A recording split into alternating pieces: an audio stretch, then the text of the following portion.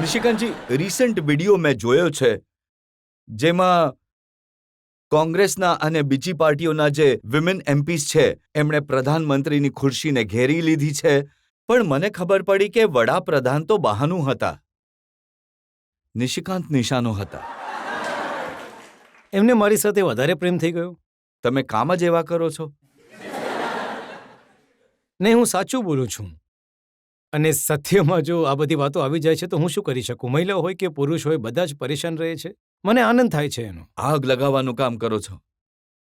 નહીં, હું આગ ઓલવવાનું કામ કરું છું.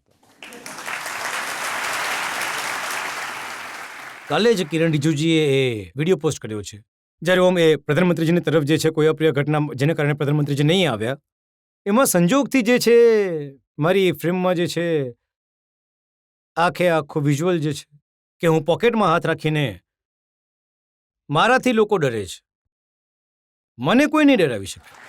એટલે પ્રિયંકા ગાંધી હોય કે સોનિયા કે રાહુલ ગાંધી હોય, એ ડરે છે.